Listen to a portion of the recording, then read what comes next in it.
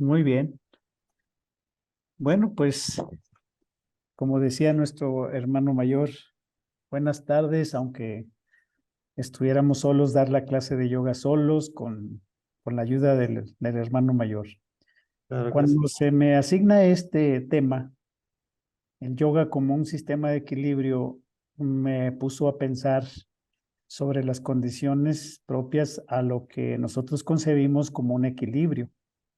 El equilibrio, pues varias de las concepciones que aparecen desde el punto de vista teórico o filosófico, pues ordinariamente hacen sentir que estamos en el justo medio. El psicoanálisis, por ejemplo, señala el punto medio como la parte en donde el sujeto encuentra la solución, encuentra la salida, encuentra la manera de entenderse, de ser.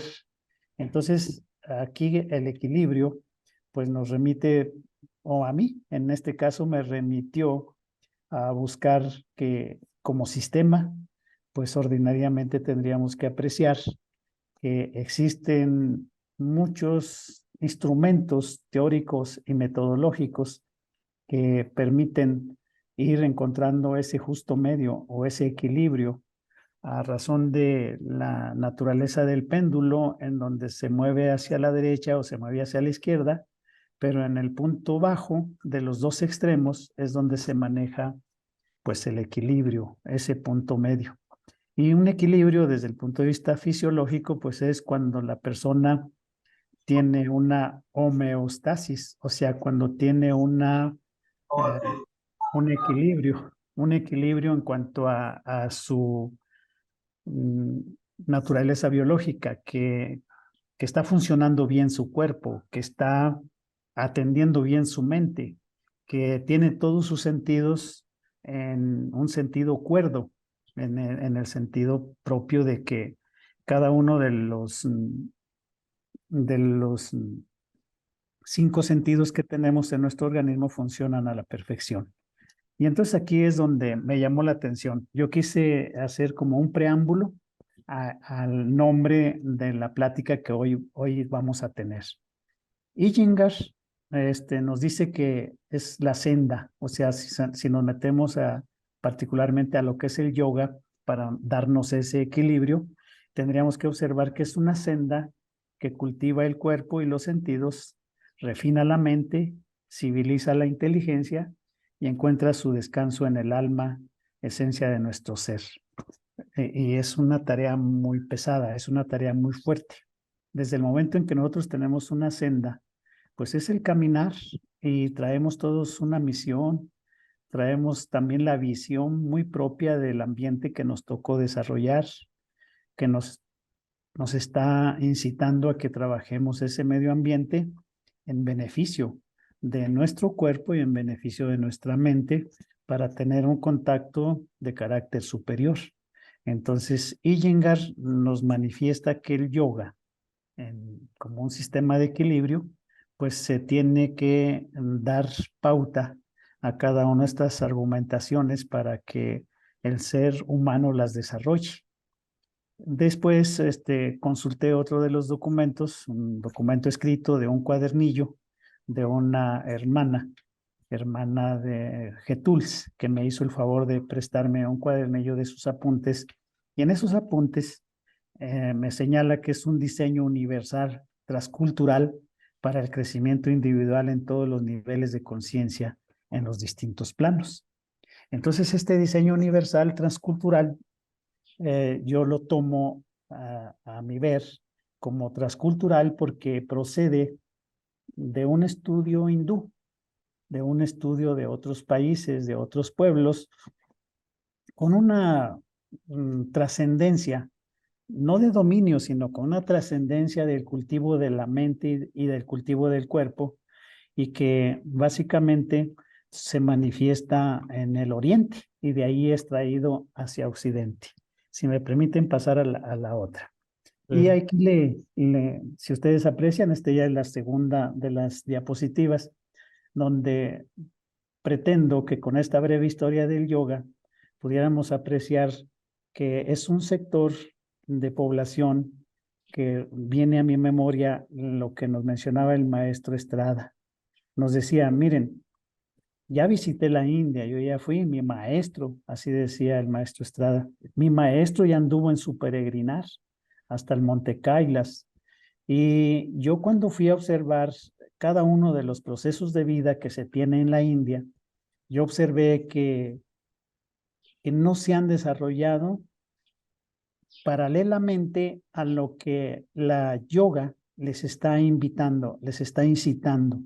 Y entonces él nos comentaba, el maestro Estrada, nos comentaba que había una disparidad entre lo que se estudia a nivel conciencia interior y lo que se desarrolla a nivel sociedad, a nivel de proyección hacia la sociedad, con un crecimiento y una formalidad de lo que nosotros estamos cultivando en nuestro cuerpo y que garantiza que lo podamos expresar.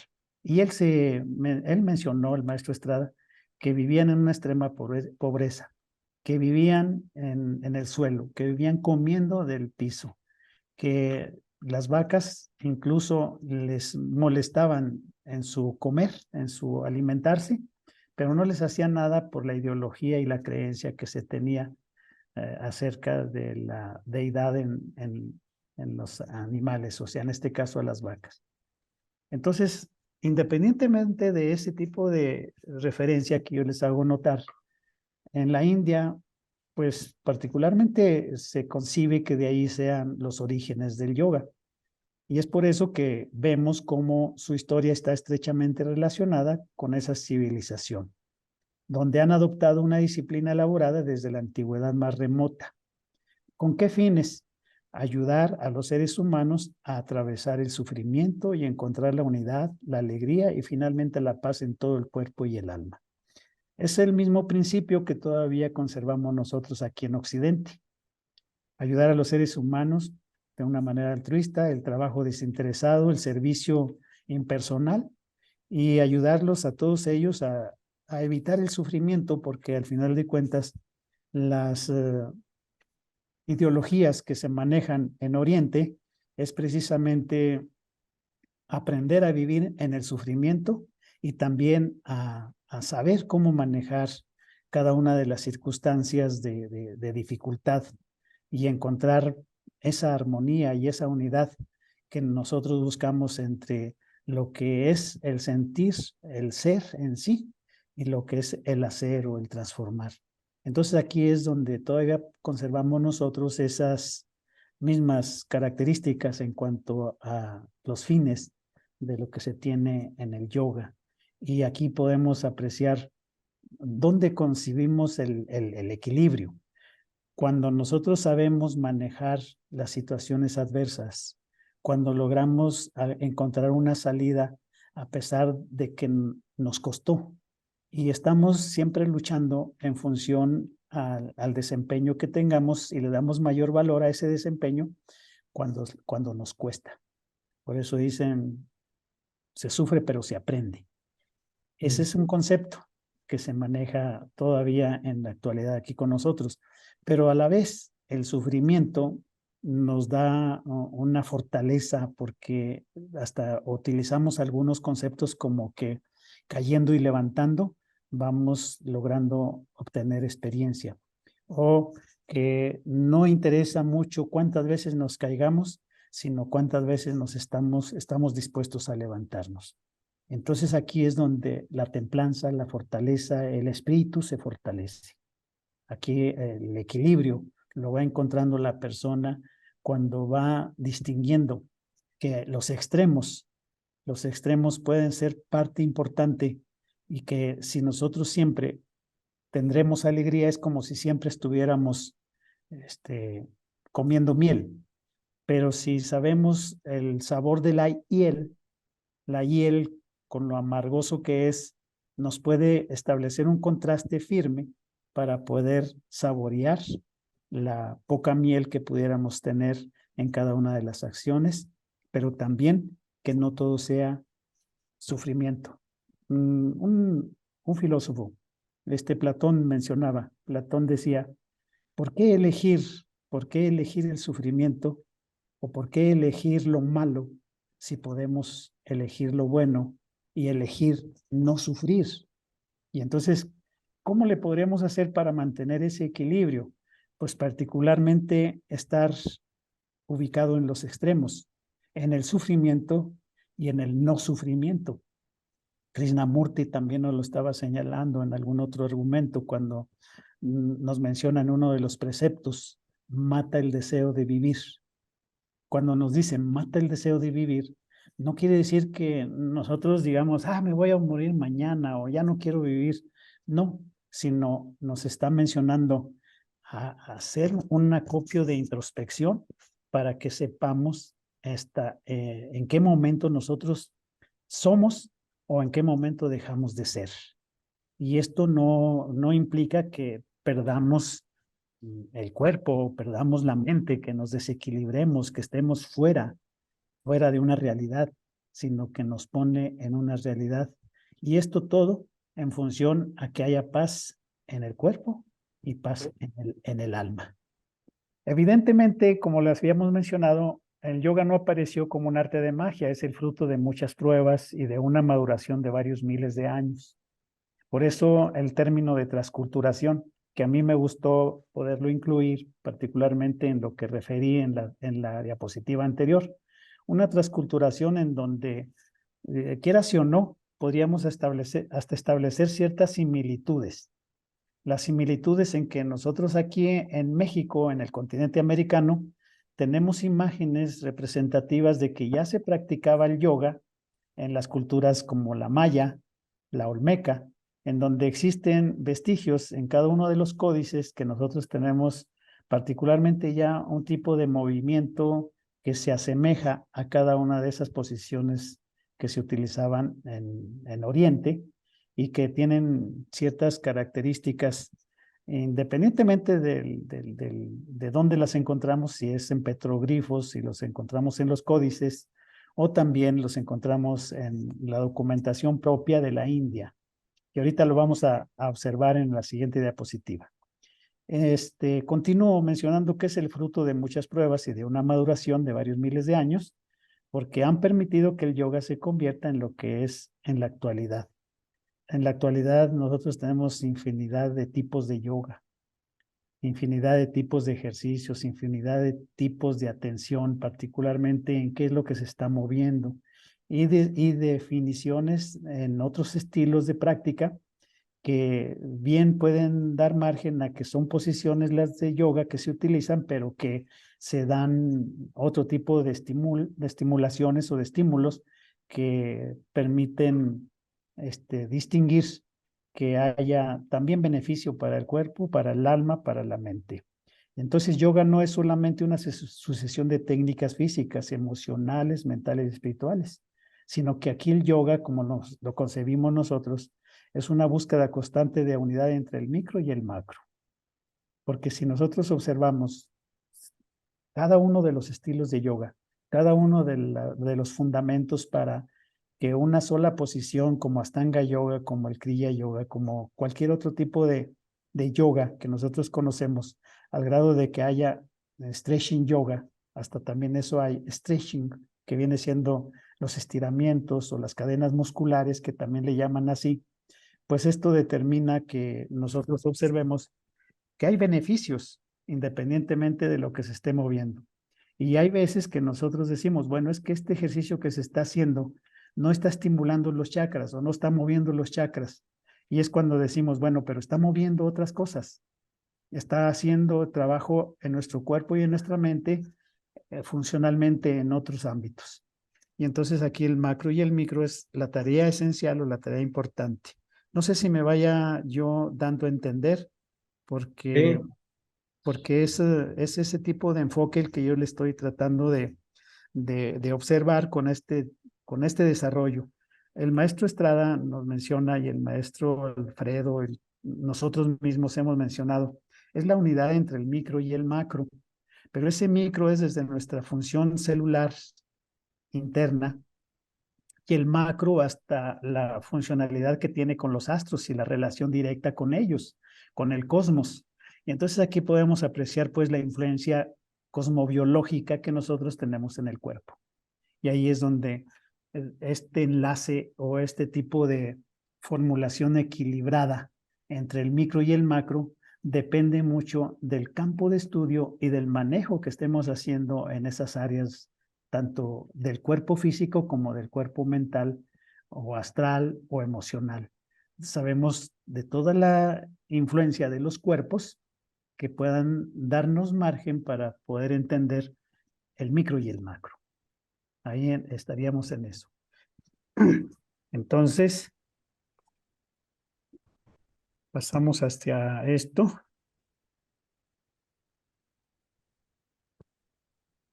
Según Patanjali, o sea, ya en la siguiente de las diapositivas, el yoga es el cese de la fluctuación de la mente. Y Patanjali nos indica que las fluctuaciones son todas esas respuestas que se generan en función a lo que se percibe del ambiente en donde estamos nosotros, de las influencias que se tienen de la relación con cualquiera de los sujetos o con cualquiera de los objetos que están en torno nuestro. Entonces, estas fluctuaciones de la mente nos llevan a pensar y a organizar un pensamiento que bien puede ser positivo o bien puede ser negativo. Y dentro de este tipo de circunstancia es donde siempre se puede apreciar que según cómo pensamos es lo que somos y según lo que comemos también, lo podríamos también señalar en ese sentido, bien, es lo que somos. Las fluctuaciones pues de la mente nos van a guiar, nos van a determinar en qué sentido vamos a ir continuando paso a paso nuestra vida. Y Patanjali en un momento dado nos dice, posterior en su documentación nos dice que el yoga pues es esa instrumentación que nos permite reflexionar, que nos permite tener una análisis concienzudo de lo que se está dando y una respuesta más consciente, cada vez más consciente. Según algunos arqueólogos que han encontrado vestigios en el Valle del Indo, parece que los rastros más antiguos del yoga se remontan a hace más o menos 5.500 años respecto a nuestra época, en lo que algunos otros dicen que el yoga también tendría su origen en una práctica ancestral a la que se dedicaban los brahmanes. Los brahmanes, una de las organizaciones que todos conocemos, generada del dios Brahma, de la creencia de Brahma, que es muy antiquísima en ese sentido, y no nos metemos en ese sentido porque nos llevaría a otro tipo de aspectos. Entonces, este tipo de yoga, el origen es particularmente muy antiquísimo, muy lejos que se pudiera considerar que cómo han mantenido ese tipo de información a través de los años. A mí me llama mucho la atención ese detalle, cómo las mismas escrituras, los mismos escritos, no han cambiado la tónica ni tampoco la persecución de lo que realmente es el yoga.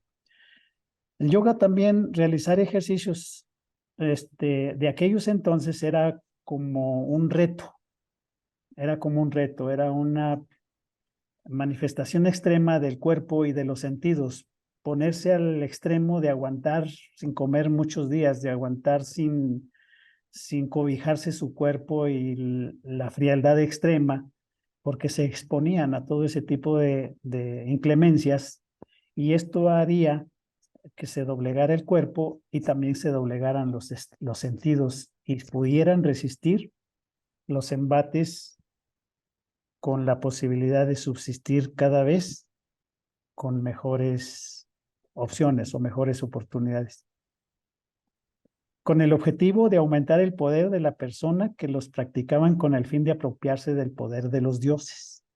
Porque en aquel entonces decía, bueno, si Dios creó todo esto, ¿por qué yo no lo he de soportar si es parte mía, es parte nuestra? Y se practicaron mucho los tapas.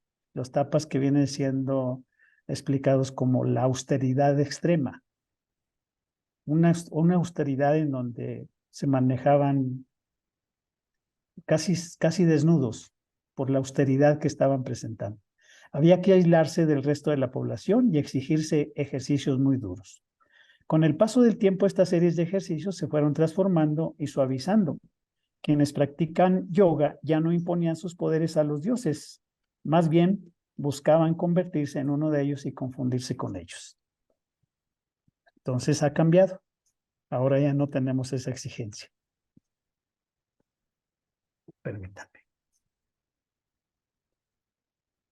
La fuente de donde proviene el yoga provienen de un texto llamado Yoga Sutra, escrito y recopilado entre los siglos segundo y el quinto antes de Cristo.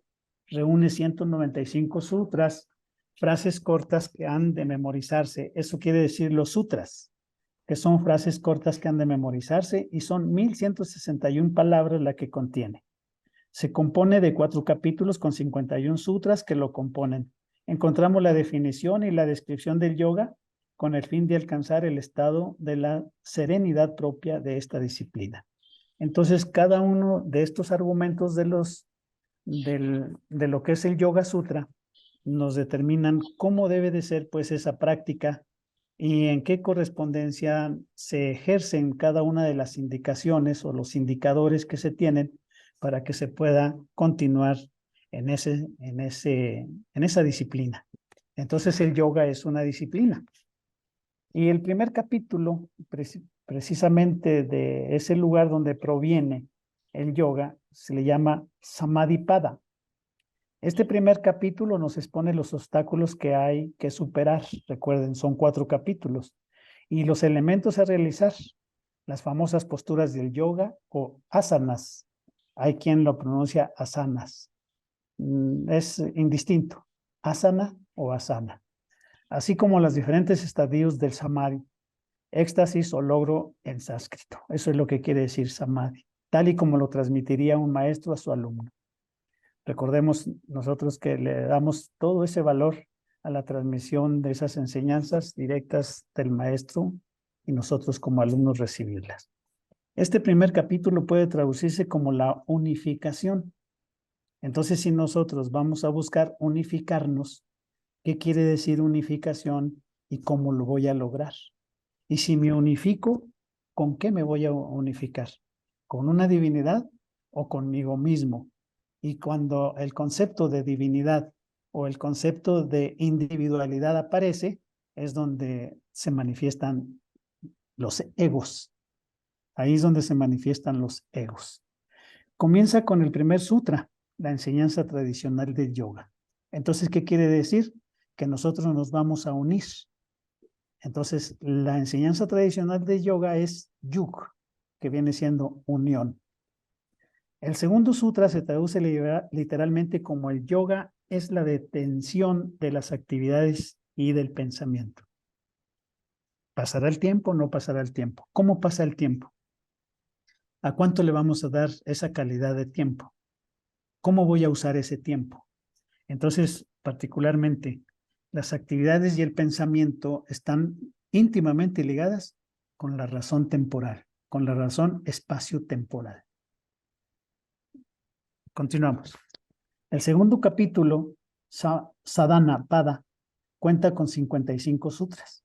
Este segundo capítulo se traduce como recorrido, donde se identifican 2 formas, particularmente del yoga. El Kriya Yoga, el yoga de la acción.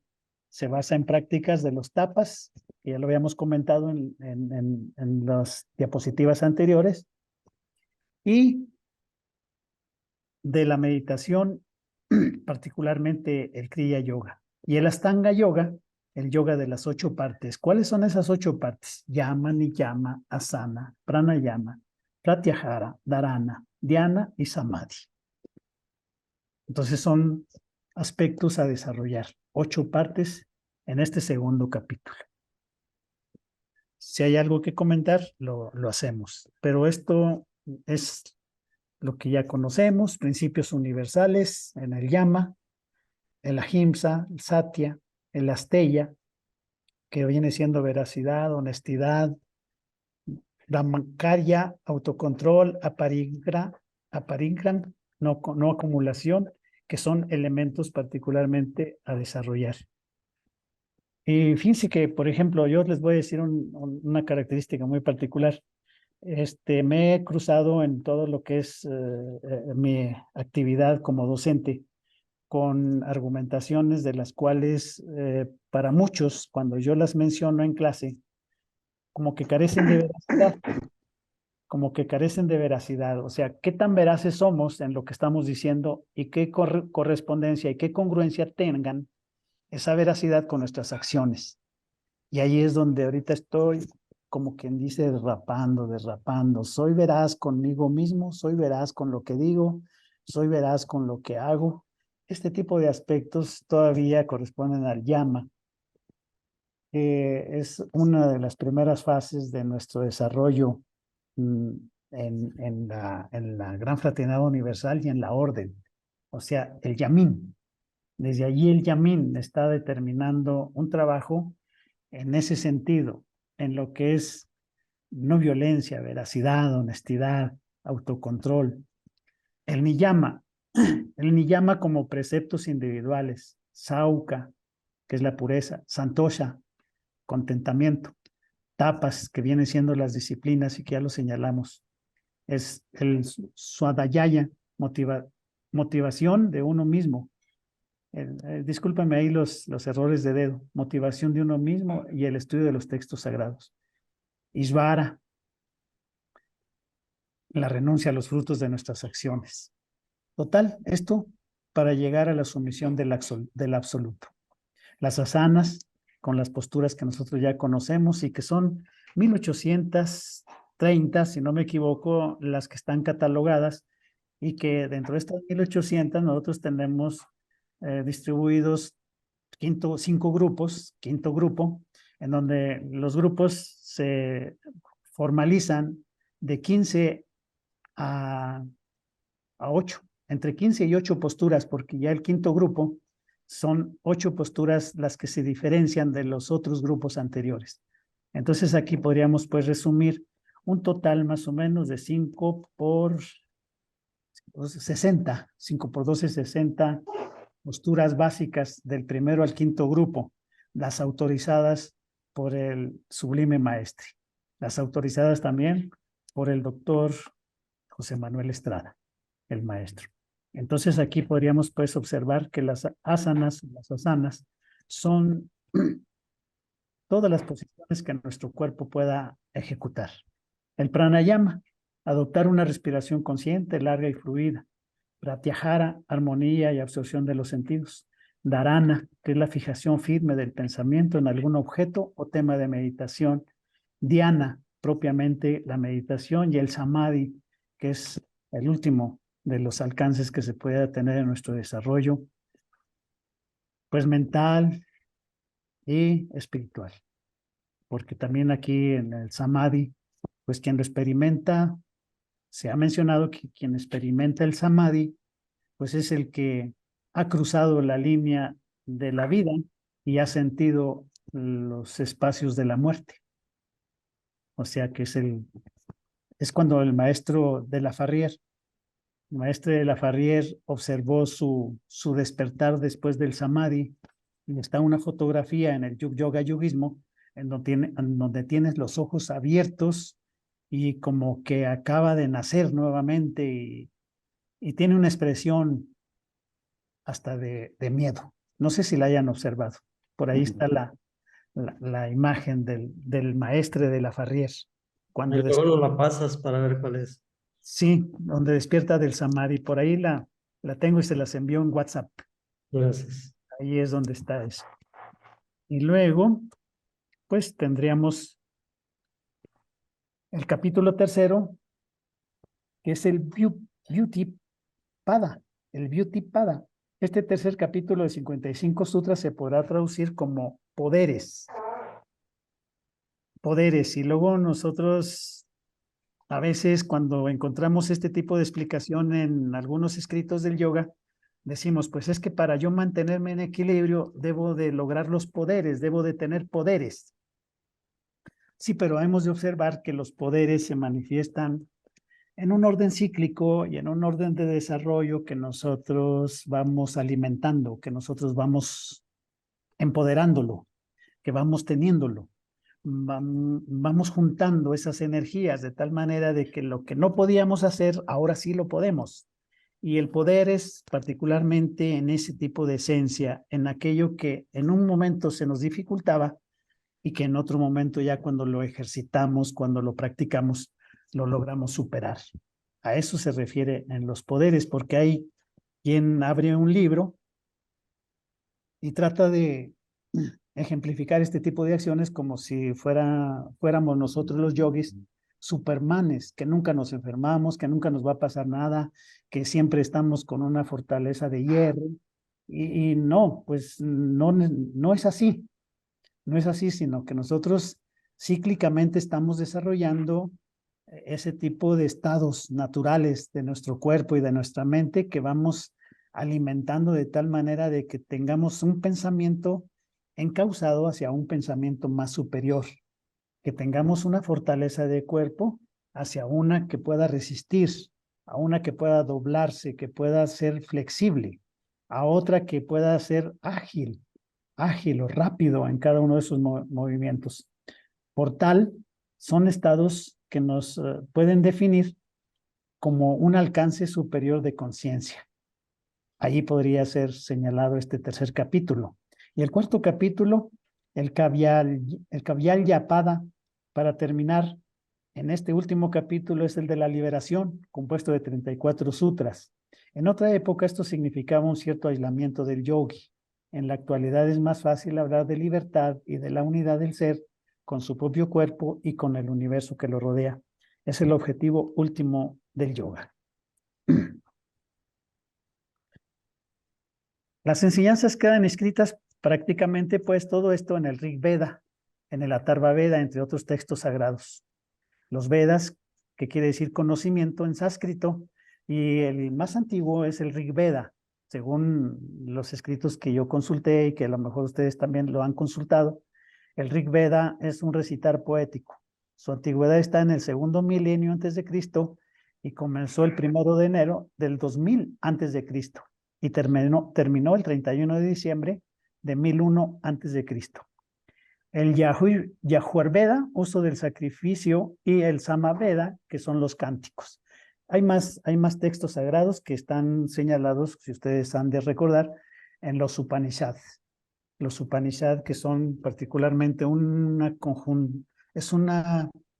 conjugación de distintos escritos que se van integrando de tal manera de que nos dan una secuencia sociohistórica de este tipo de procesos. Unir el yo universal, Brahman, y el yo individual, Atman. Esa es una de las tareas que ya se indicó en la segunda de las diapositivas y en esta anterior que acaba de pasar como algo íntimo en el desarrollo del yoga. Unir el yo universal y el yo individual. ¿Cómo lo vamos a hacer? Con un montón de trabajo, que es particularmente lo que estamos observando, con mucho que hacer. Y para lograrlo, nos decía el maestro Estrada en las conferencias, un poco de ciencia a la religión y un poco de religión a la ciencia. Entonces, es una especie de búsqueda del equilibrio. Y esta búsqueda del equilibrio, ordinariamente siempre nos vamos haciéndole caso a los sentidos. Y cuando le hacemos caso a los sentidos, nos salimos totalmente del camino, de la vía. Por eso son vías, las 8 vías para poder desarrollarse. Cuando nosotros nos salimos es por conveniencia, por convicción de estar en el, ¿cómo le llaman? En un ambiente de gusto, en lo que es la forma de yo sentirme bien, al final de cuentas, y no hacer que el otro, si se está perjudicando porque yo me esté sintiendo bien, pues no me interese, sino que al yo sentirme bien, pues eso es hacerle caso a mis sentidos. me siento muy a gusto, pero eso no es el principio. El principio es mantener el equilibrio individual y el equilibrio universal. De hecho, pues, es el nexo entre el ser humano con el universo. De esta manera, con los movimientos correctos y una respiración adecuada, podemos sentirnos en armonía, tanto psicológica como física y espiritual. Pero yo quiero hacer énfasis en esto. Podemos sentirnos, pero ¿qué estamos logrando? ¿Sí ya están habiendo cambios? ¿Sí, al dejar de sentirlo, lo vamos nosotros a vivenciar? Por eso el maestro nos señala, el maestro Estrada, la experiencia viviente. La experiencia viviente es la aplicación particularmente de todo lo que nosotros estamos sintiendo con nuestros sentidos y que estamos ejecutando en cada una de las acciones. Y aquí me remite a la cruz, saber, osar, querer y callar. Y las combinaciones que se hacen con ella. Saber, saber querer, saber osar y saber callar. Y cada una de ellas tiene sus interpretaciones en la medida de que vaya al inicio. Por ejemplo, osar callar, osar querer, osar saber. Entonces, este tipo de combinaciones me remite particularmente en que no nada más debemos de dejarlo en que podremos sentirnos en armonía, sino que tanto de veras estamos lográndolo. Esa es la idea. Y ahí puse el símbolo del AUM, el símbolo de la UM, que es precisamente ese intercambio de fuerzas positivas y negativas, ese tipo de manifestación de una deidad y de una individualidad tan imperfecta como somos nosotros los hombres, las mujeres también, hombres y mujeres, el ser humano en este sentido. O sea que tanto mi naturaleza humana me da muchas limitantes para poder entender la naturaleza divina. Eso también tendría que ser. Los Upanishads, les mencionaba yo hace rato, son los primeros textos que hacen referencia al yoga. Aparecen en el siglo VII antes de Cristo. Vean ustedes, aparecen después de los sutras. Aparecen en tiempos después de los sutras. Y en ellos los hombres cultos plasman su experiencia y reflexiones espirituales. Es una concepción muy mística de la relación entre cuerpo y mente. Luego, el yoga comienza a tener presencia en todas las literaturas espirituales de la India y se expande la enseñanza de esta disciplina que conecta al hombre con el universo, el cuerpo con el espíritu y el humano con lo divino.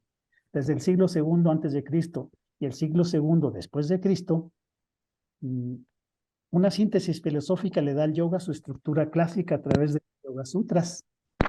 Entonces aquí podemos observar que la síntesis filosófica, lo subrayo, ahí queda, si ustedes lo aprecian, está subrayado. La síntesis filosófica es el deber ser. El deber ser.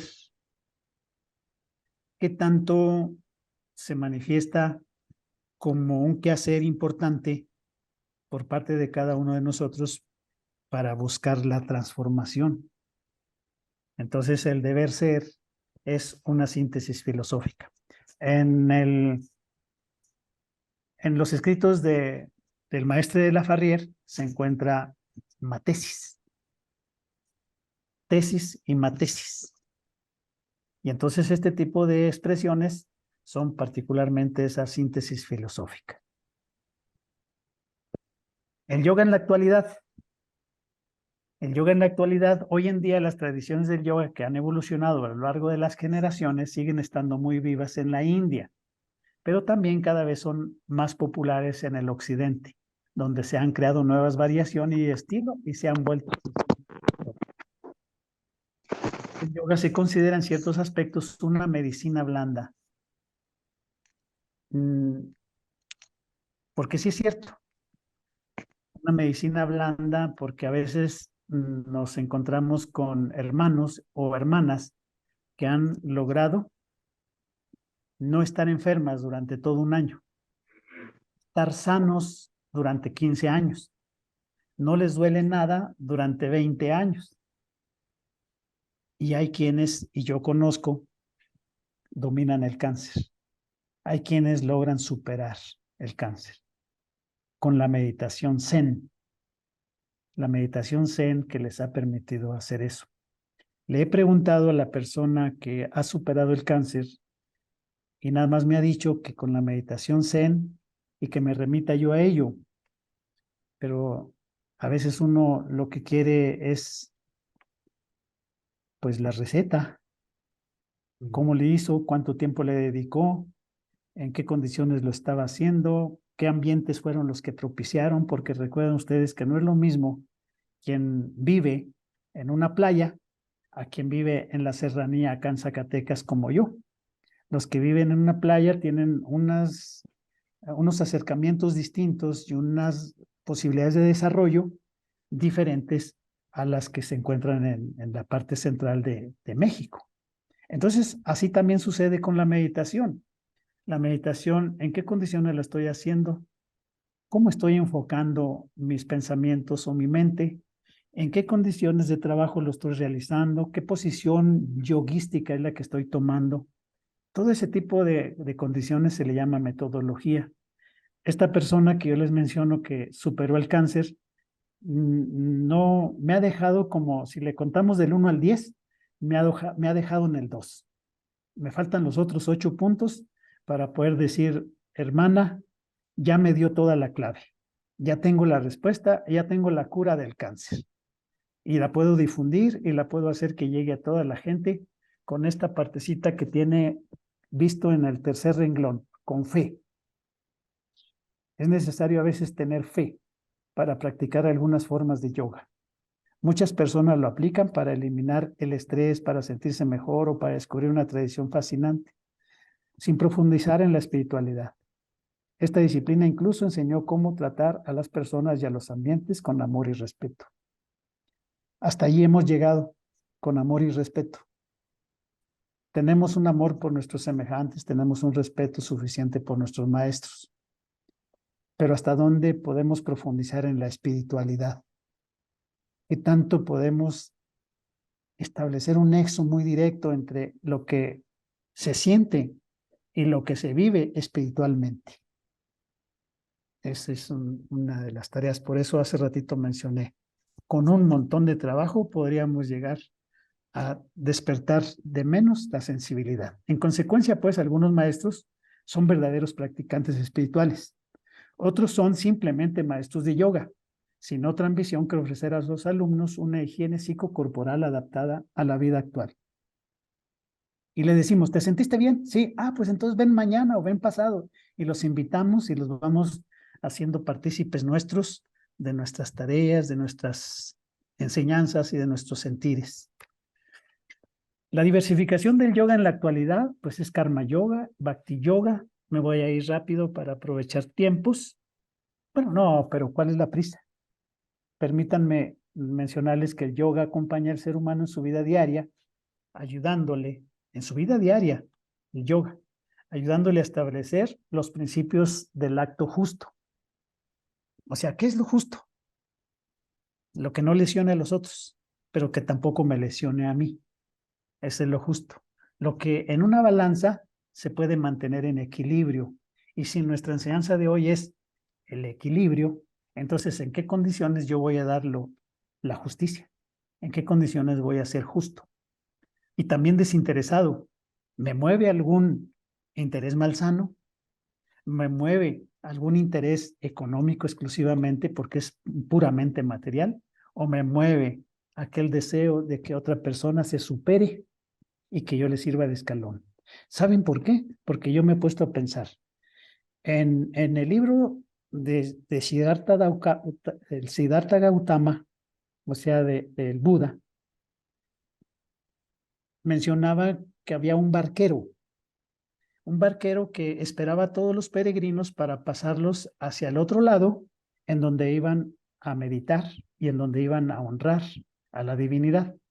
Y el barquero los encargaba de llevar y el barquero los alcanzaba a traer cuando ya terminaban de sus acciones. Entonces, ¿qué tanto nosotros somos esos barqueros qué tanto nosotros permitimos el desarrollo espiritual de otras personas. Y el yoga, pues, particularmente nos remite a ese justo medio.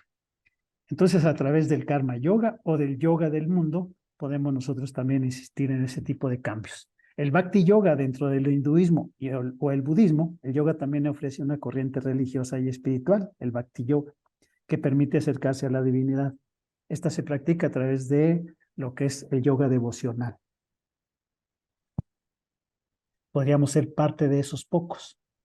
Y se considera pues que el Jnani Yoga, que sea el yoga del conocimiento, pueda ser desarrollado en ese sentido, en lograr alcanzar esos extremos.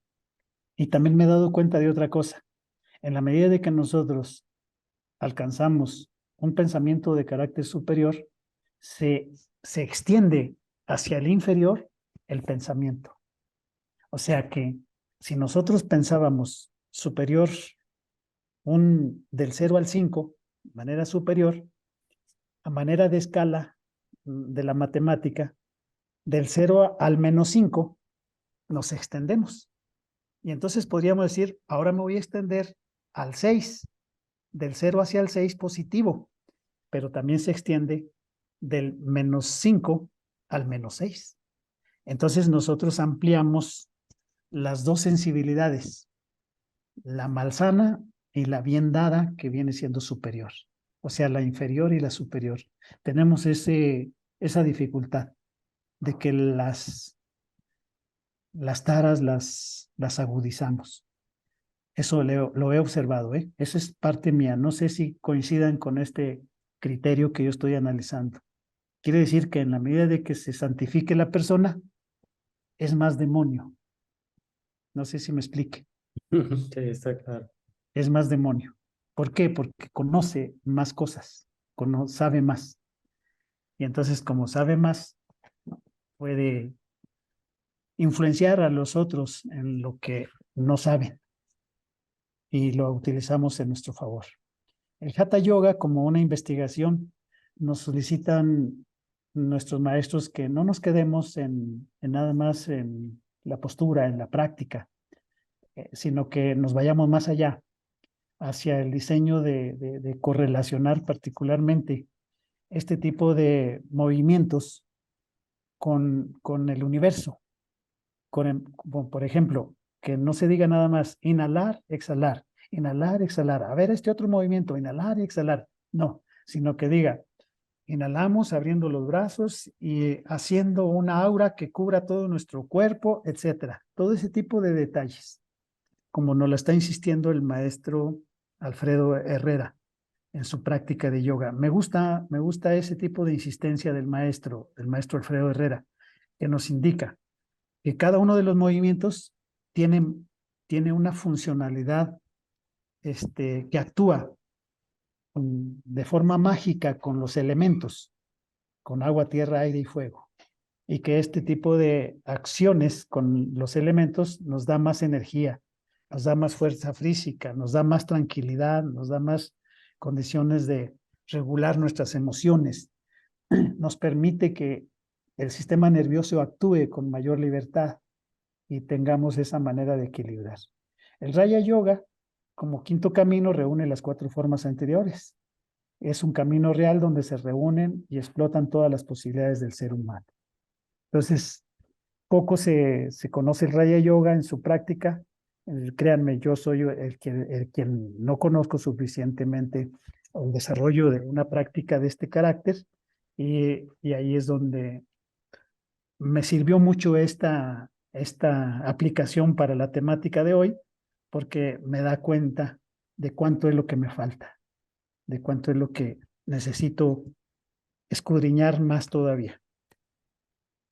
Los objetivos de la vida, según los sabios de la antigüedad, era cultivar una ciencia de las obligaciones, las éticas sociales y morales, el Dharma, el Artha, o la adquisición de bienes terrenales que nos permiten que poco a poco nos libremos de la dependencia de otros, para no estar dependiendo. Pero decía el maestre de la Farrier, libremente vivimos aquí en un mundo condicionado. Y eso cuando nos pone a pensar, bueno, entonces ¿somos libres o estamos condicionados? Entonces no hay libertad, pues no, depende de qué tipo de libertad sea la que tengamos que observar en la práctica del yoga. El cuerpo mal alimentado es terreno bien abonado para la enfermedad y desequilibrio emocional, no resultando vehículo adecuado para el desarrollo espiritual. Si estamos físicamente mal, emocionalmente vamos a estar mal y por consiguiente espiritualmente o mentalmente. Aconsejable es, pues, una vida en pareja para encontrar una vida de familia, aportar la experiencia del amor y la felicidad humana, preparando al espíritu al amor universal compasivo y llegar al amor divino y a la unión con el alma suprema. Recuerden, estamos con los objetivos de la vida, según los sabios de la antigüedad que manejaban particularmente la explicación del yoga, de esa unión, de ese equilibrio. El karma. Entonces, termino con karma y moksha. En la libertad y la esclavitud de los placeres del mundo, porque uno nos permite los placeres y el otro nos esclaviza, el karma y el moksha. Y termino mencionando que cuando es imposible establecer el equilibrio, tiene mucho que ver las fluctuaciones de la mente. Entonces, para tener un equilibrio, tenemos que estar atentos cómo nuestra mente está organizándose. Quiero que aprecien también otro detalle que me llamó la atención. Muchas veces cuando el ser humano está atado a los placeres, al disfrute de los placeres, la realización en sí mismo se dificulta. O sea, cuando es uno muy dependiente, cuando es uno muy, a lo mejor manejado por otras circunstancias que no son las que se sienten o las que se perciben por sí, pues entonces esto no nos permite equilibrarnos, nos mantiene desequilibrados, nos mantiene sin armonía. Lo mismo sucede con el moxa, que muchas veces nosotros observamos que no queremos salir, no queremos alcanzar otros niveles porque tenemos una mente muy pobre o porque dentro del manejo de la materia aún no hemos podido desarrollar y, y aparecen esas condiciones de desgano, de duda, de negligencia, pereza, falta de deseo, falta de atención. Y están siempre en una constante lucha el sujeto por conseguir una estabilidad. Y esta estabilidad, pues, dicen por ahí los preceptos, según cómo se manejen los procesos mentales, son las expectativas que el sujeto se está planteando. Entonces, los procesos mentales, pues, se deben de tener una base sólida, una base firme, estructurada, que le permita pisar no en falso, que les permita ir caminando. ¿Cuándo lo vamos a lograr hacer?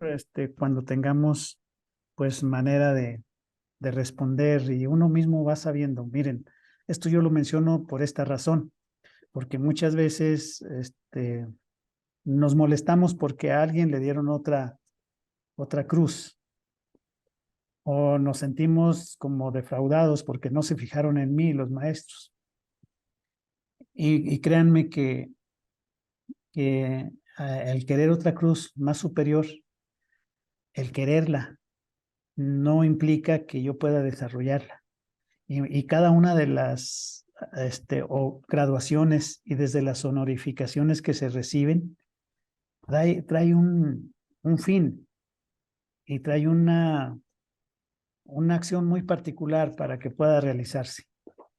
Y por eso nos dan la palabra, por eso nos dan la oportunidad de acrecentar los saberes, los conocimientos para ir preparándonos para el mundo. Sí, y muchas veces, pues no damos el ancho. Y miren, yo por eso no me he presentado con ustedes, porque yo veo que no doy el ancho, ni el largo, ni el ancho ni el largo. Pero pues trataré de que en cada uno de las acciones, de los ejercicios que uno realice, ejercicios de relación, ejercicios de correspondencia, ejercicios de igualdad, de estar a la par con el desarrollo de los demás, y dándonos la mano y desarrollando este tipo de actividades, pues pueda así ir alcanzando cada vez mayor madurez.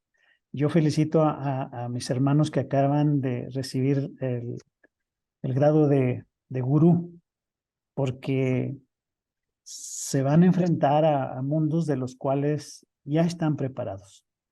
Y nosotros, en lo particular, yo les vuelvo a mencionar, en mi caso, pues se necesita prepararme. Yo necesito prepararme. Consideraciones generales a la exposición que tengo. Se integra en el yoga arte, filosofía, ciencia, cultura, humanismo, ética y moral. Cada una de estas ramas de la ciencia, ramas del saber humano, nos llevan a comprender cada vez más el mundo y tener una explicación al mundo. Y la fase siguiente, que es la educación general y también la educación religiosa, pero no la educación religiosa, a lo mejor como la estamos llevando desde pequeños. Es una educación religiosa donde menciona el maestro Estrada. A Dios se le ha adorado, a Dios se le ha hecho culto, pero no se le ha estudiado.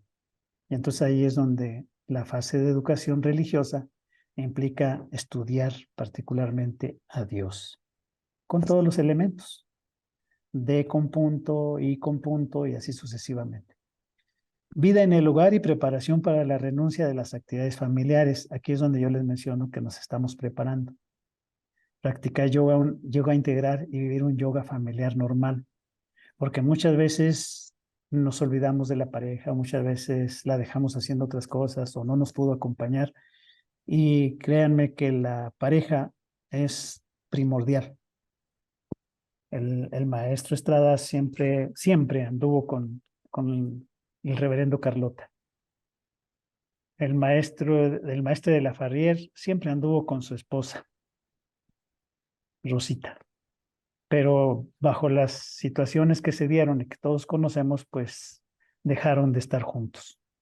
Pero definitivamente la vida en la preparación es particularmente en pareja, con el grado que corresponde. Si lo logran, si logran un gatpa, si logran un gelón, si logran un, pues ¿qué será? Un gurú, la mujer, pues yo diría, en su salud lo hallarán, porque es una responsabilidad muy grande. Practicar yoga implica pues belleza interna y externa con atención absoluta en cada postura. Todos los tipos y sistemas del yoga deberán de tener pues ese tipo de observancia. ¿Cómo lo estoy haciendo? No me estoy lastimando, sí me estoy lastimando. La elasticidad, ¿lo he logrado o no lo he logrado? El equilibrio, la paz, la armonía. Hay muchas posturas para el equilibrio. Hay muchas posturas para mantener la paz. Y muchas veces nos olvidamos de ello. Y les vuelvo a repetir, yo soy uno de los que me he olvidado de muchos de este tipo de los beneficios que se obtienen con la búsqueda de ese equilibrio con la práctica de yoga. Una paz, una armonía, una salud, porque me pongo a pensar, pues también nosotros nos enfermamos, también los maestros se enferman, también los maestros dejan este plano. ¿Qué quiere decir? Pues que somos humanos y no nos estamos preparando para ser Supermanes o alguno de los héroes, tanto de la mitología griega como los héroes de Estados Unidos como Superman o Batman. Entonces aquí lo que se busca es que tengamos claridad mental, la sensibilidad que no se pierda, nunca dejar de ser como los niños, pensar como los niños y ubicarnos particularmente en ese tipo de relaciones. La separación de los asuntos de este mundo y la adhesión al servicio de Dios. Aquí le podríamos poner al servicio de la divinidad, porque nosotros la concebimos, la divinidad, porque como que tiene un concepto más amplio que el que fue culturizado para nosotros, porque Dios pues, nos hace llegar exclusivamente hacia una personificación, pero divinidad nos hace despersonalizar ese tipo de condición. Y se supone que con el incremento de la vida de 100 años, que viene siendo 4 veces 25, podríamos nosotros alcanzar esa libertad, esa liberación o esa manera de estar en unión íntima con el Creador, con la divinidad. Pues a grandes rasgos, hasta allí son consideraciones generales, pero quise finalizar con esto. Una multitud de obras han aparecido sobre la materia. Esto es del yoga yoguismo. Lo transcribí tal como es. Empero es evidente que reine todavía una gran confusión en lo que concierne al tema de la yoga, tanto al exponerlo como al juzgarla. El verdadero yogi jamás escribirá sobre esto, dado que el estado mismo que él busca, el samadhi, es esta beatitud supraconciencial que suplanta todo otro tipo de pensamiento y que coloca, por lo tanto, al sujeto en la más completa imposibilidad de manifestarse a sus contemporáneos. En efecto, hay que comprender que el yogi no aspira a otra cosa que a su perfeccionamiento, ni se interesa en lo más mínimo por los demás. Esto, sin embargo, no debería dar base para calificar de egoísta, porque es justo reconocer que, según él, no se puede ayudar verdaderamente a sus hermanos, los humanos, hasta tanto que él no haya alcanzado para sí el grado de sabiduría que el yogi califica de jyoti, que es la iluminación. Sumido en este estado de constante concentración, el dharana, ¿cómo es posible preocuparse en instruir a los demás? ¿Cómo es posible también que se sienta la necesidad de regresar a las ocupaciones ordinarias o simplemente de volver al plano material y vivir como todo el mundo? Si esto ocurre en el dharana, ¿cómo no habría de ocurrir a fortiori lo mismo en el grado superior, en el estado de la realización? Entonces, estos son elementos particularmente manejados por el maestre de la Ferrier. Pues con esto concluye la presentación. Me gustaría que si hay alguna colaboración a este respecto, si dimos suficientemente claridad y sentido a lo que corresponde a la yoga como una particular forma de equilibrar, de ser un equilibrio en nuestra vida, en nuestro estatus, o si todavía falta más por trabajar, más por desarrollar, porque definitivamente, como lo mencioné en 3 de las diapositivas, las condiciones son particularmente de cómo el estado mental que nosotros tenemos repercute particularmente en las acciones. Cómo mi actuar es el que va a determinar si el grado de conciencia lo adquirí y fue en función a ese equilibrio, a esa forma natural de ser, porque tiene que ser natural de ser.